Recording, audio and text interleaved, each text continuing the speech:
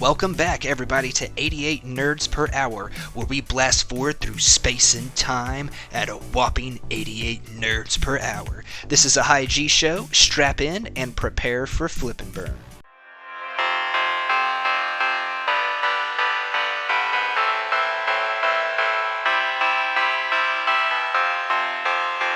Now, guys, just to get this out of the way real quick, just like this past episode of Rewind and Renerd that was recorded on January the 8th, this episode is being recorded on January the 10th, the normal day for 88 Nerds Per Hour. Still having internet problems, still not able to get up and keep on streaming. I'm not even getting half of what I should be getting in terms of my download. My upload is in the toilet. It's a fifth or less. I've talked to customer service.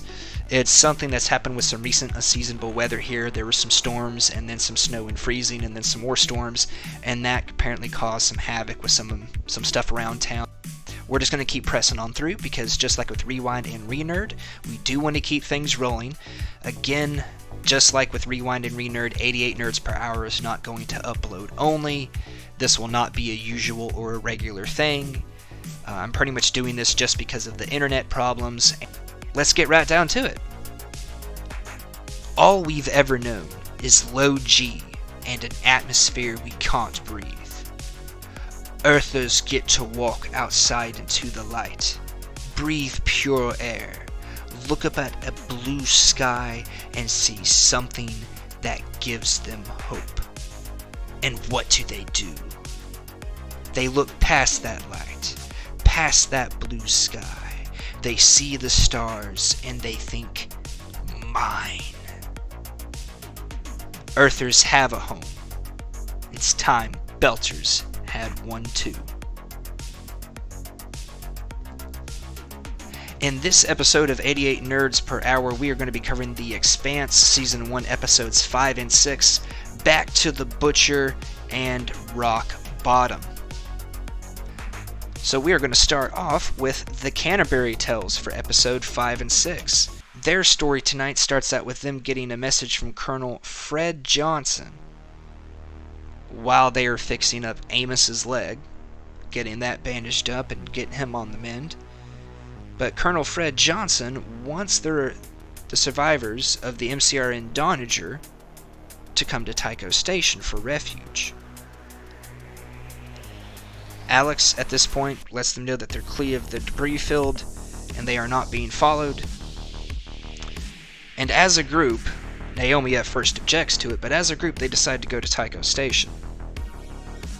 On the way, Holden and Naomi change the ship's transponder so that they are no longer broadcasting that they are the Tachi, which of course would give away that they are a support corvette for the MCRN Donager. And they change their name to the Rocinante, which is Spanish for workhorse, as Amos points out. He dated, a woman named Rocinante was kind to him once. Alex's suggestions get shot down, and he's kind of sad about that. And upon exploring and kind of perusing around the ship, Naomi discovers that the ship knows that she is an engineer. So she takes this opportunity to look through some readings and some schematics. Amos decides to use the time to try to find some liquor. And Holden finds the coffee maker, but somehow fails to find the coffee beans until the end of the episode, which is kind of sad considering how small the nest area was on the ship. The ship's only meant to crew 30 people. And in episode number 6, Rock Bottom, the Rocinante crew docks at Tycho Station, and Holden and Amos confront Colonel Johnson. Now, Colonel Frederick Johnson easily surmises that the Corvette crew is small, 2 to 6 people. It's 4 and a corpse, but he's pretty much right on the money. And he lets them know that they are the only 4 that know what happened to both the MCRN Donager and the P&K Canterbury. Now, in an attempt to prevent all-out war, Colonel Johnson wants the Rocinante crew Well, he doesn't really want the crew, but he wants the ship because it's a gunship. He says he needs a gunship. But he wants them to help him essentially get the OPA a seat at the table on the UN Security Council. When Holden gives him a little pushback, Johnson threatens to take the Rocinante, and after a standoff, they end up agreeing to work together. The agreement was that the crew will all give sworn statements and testimony, and everybody but Holden will stay back on Tycho Station as insurance. But Holden wants to lead the mission. He wants to be on his ship. He wants to lead.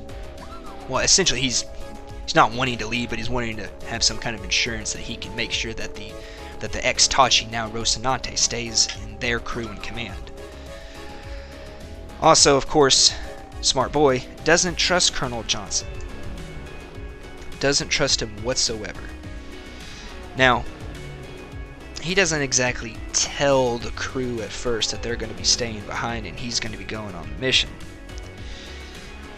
Johnson, for the mission, the reason he wants the ship is he wants Holden to get one of his agents, Lionel Polanski, codename, back and find out what happened to the Scopuli. He was on the Scopuli, he knows what happened to the Scopuli, and he can help, well, solve this whole mystery, figure out who's going around blowing up MCRN ships as well as, OPA ships or just general merchant ships.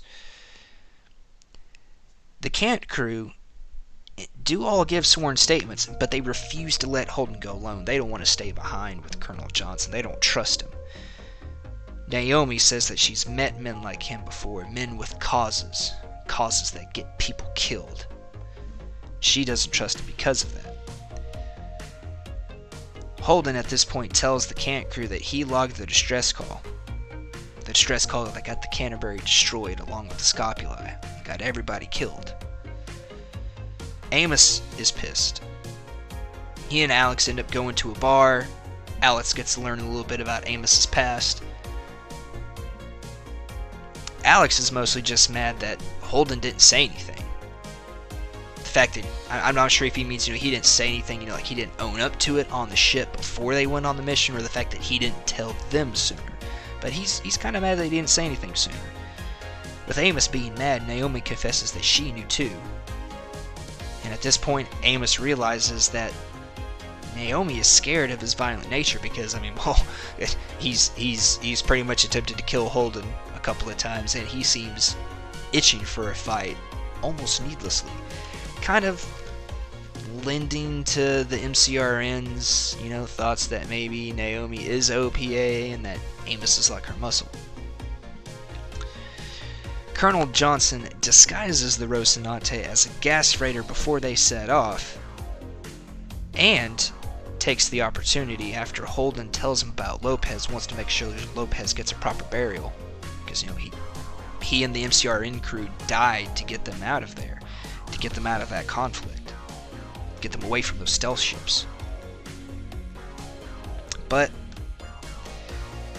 Colonel Johnson uses this opportunity to take the data chip that Lopez had, and he seemed to know right where it was.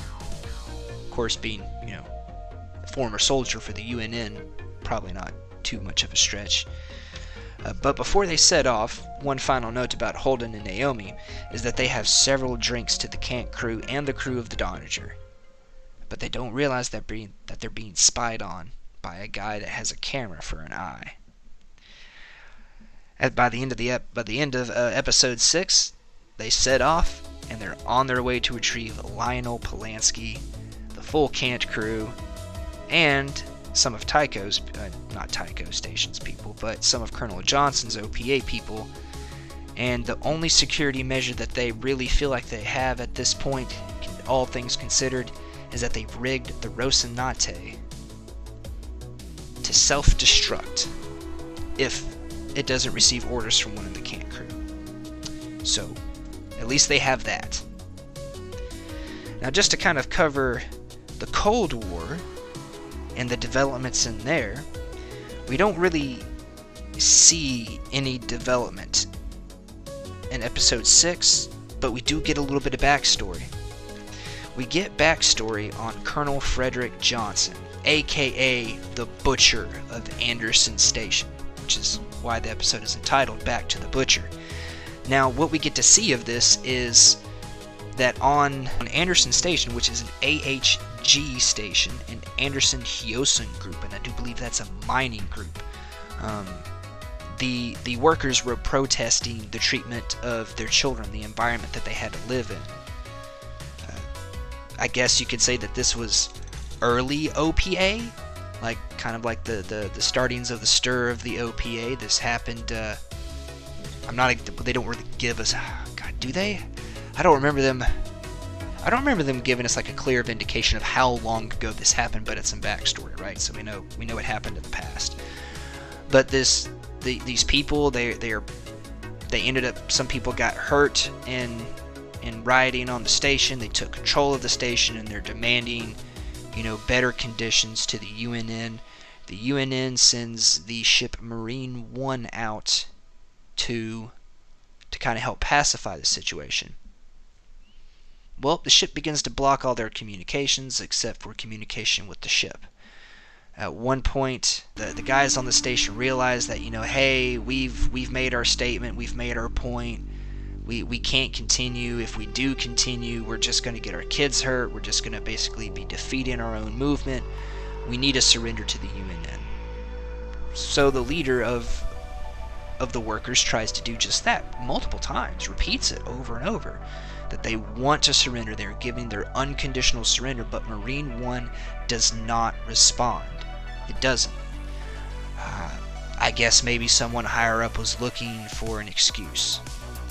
Either way you look at it, Marine 1 ends up destroying the station.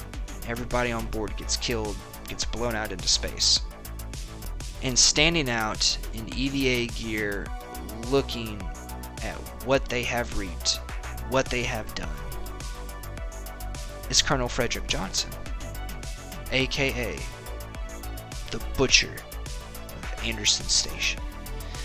In episode 6, Colonel Johnson references that it was this incident, as well as, some other stuff, that led him to do what he's doing, to hook up with the OPA, and to basically help them, to fight for them. Now, current events, Christian wants to go after Johnson and Tycho Station. She ends up kind of putting the squeeze on a private citizen, her friend Carlos, for his spy on Tycho Station. She tells her friend that, Colonel Johnson is overcharging the Mormons for their toilet seats. But after her friend complains to Sadavir Ehrenreich, the man above Christian, about getting his balls a little squeezed, he wants to know from Christian, and this is Sadavir, why she wants to go after Johnson. And she points out that an OPA smuggler was caught carrying stealth composites, trying to move stealth composites somewhere. She, at this point, suspects Tycho Station. And she points out that, Fred Johnson is building one of the largest and most advanced ships in human history for the Mormons, the Nauvoo, for their 100-year journey to another star, so they can build a colony away from all this. Well, Sadavir Ehrenreich agrees that, Fred Johnson turned his back on Earth, and he doesn't have a problem with her going after him for that, but he wants to know if things are getting personal for Christian, because the OPA killed her son. Christian says, of course it's personal. And Sadavir, played by Sean Doyle, lets Christian off restraints. He tells her, essentially, you can take the gloves off, go after and do what you gotta do. Just basically keep him apprised, so he can be prepared. Now, the last thing we need to talk about are what we're going to be calling, I think, the Miller Files. Haven't been able to communicate with Vinicio what he's wanting to call this, but we're basically he's going to be kind of doing this section because this has been his favorite storyline that we've been covering. In the Miller Files, a crap ton happens in episode 5 and episode 6. We get so much information, So much happens in the investigation, and to Julie Mao's disappearance, and I'd like to think that Benicio would be agreeing with me right now that he's still an enigma. Joe Miller is still an enigma. Still can't figure him out, what his angle is, why he's doing what he's doing. But there's a lot that happens. So let's get down to it here. Episode 5, Miller visits Havelock. Havelock gets a little sassy with Miller once Miller insults Gia. Well, Dimitri doesn't exactly think highly of Miller.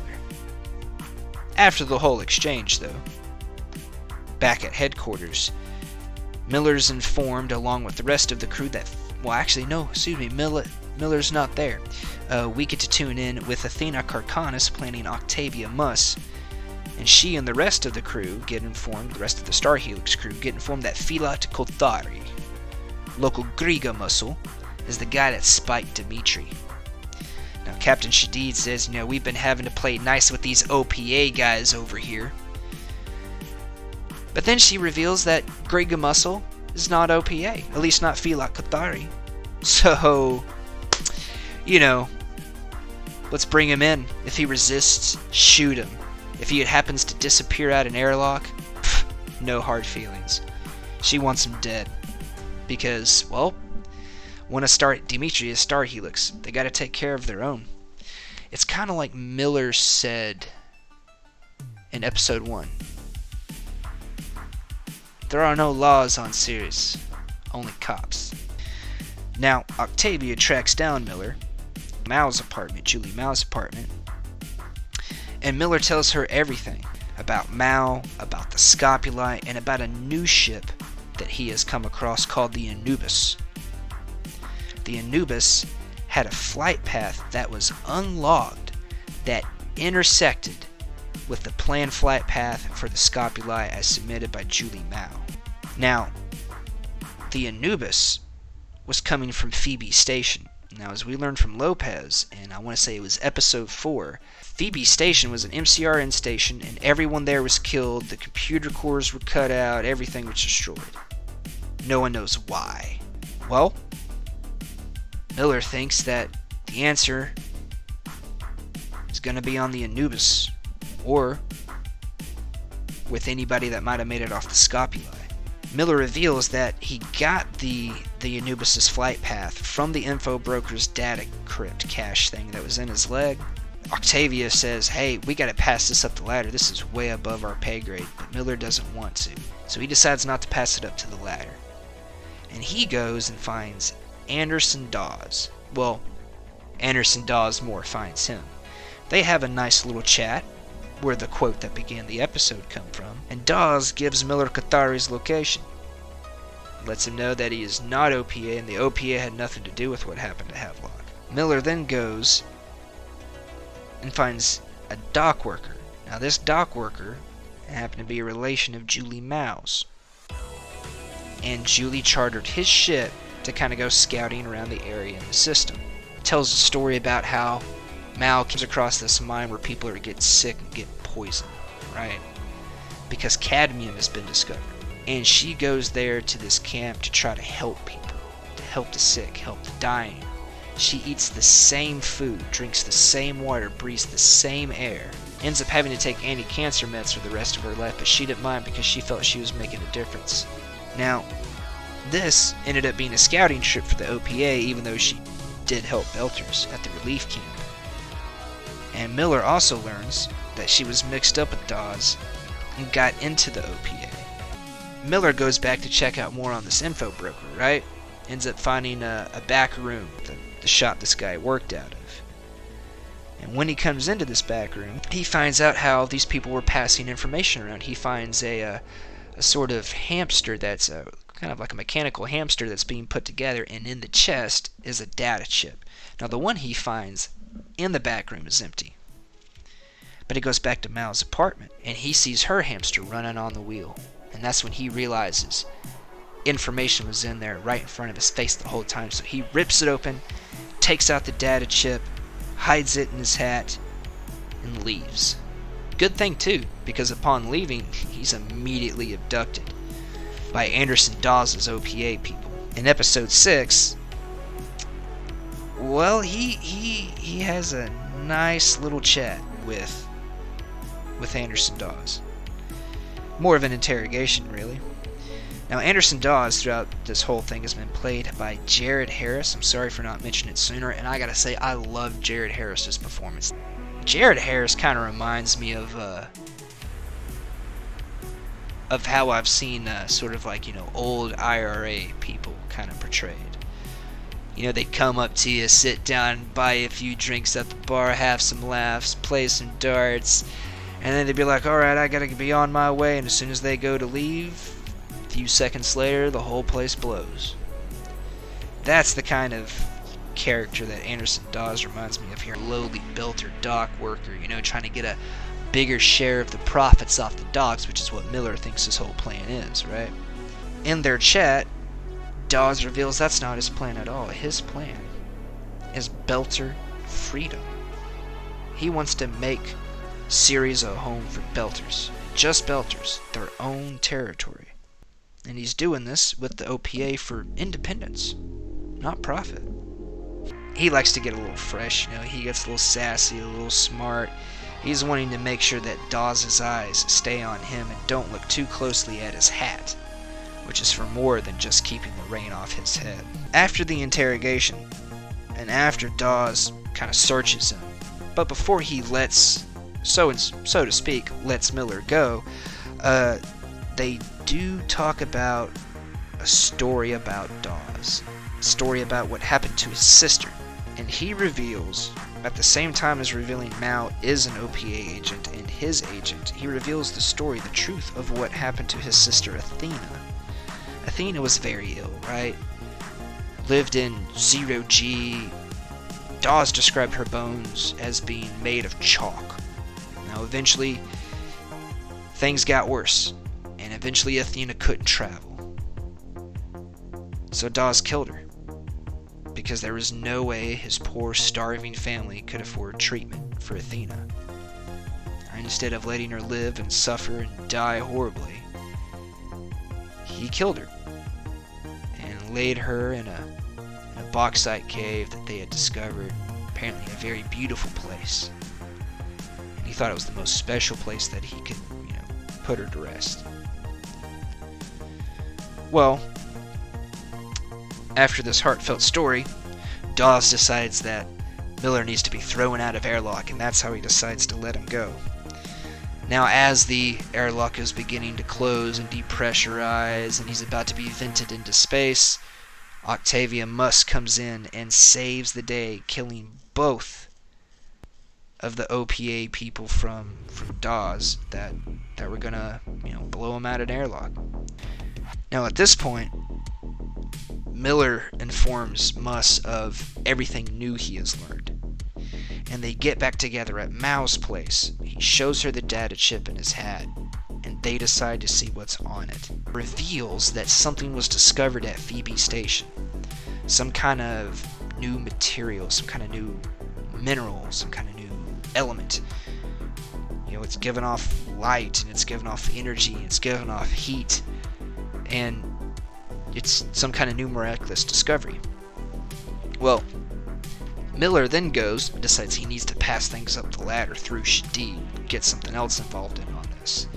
Shadid's not exactly happy at first that Miller continued to investigate Mao and OPA connections. And when he gives her the information, well, that's when Shadid pulls an old switcheroo on him and reveals that she's been in Dawes' pocket the whole friggin' time. Restricts Miller's credentials, takes away his case clearances, fires him from Star Helix. We don't know what's going to happen next. Why? Because this is a blind watch, so do make sure to tune in next time, where we will go over some more fun and exciting facts. Now, something I do want to add, two things here.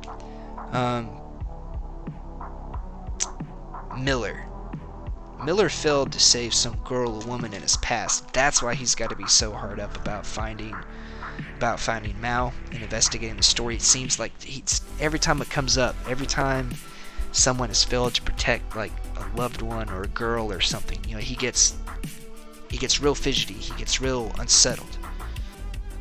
Christian, her nose is onto something. She knows the OPA is behind this, and she knows that there's more going on than just them trying to stir up things between Mars and Earth.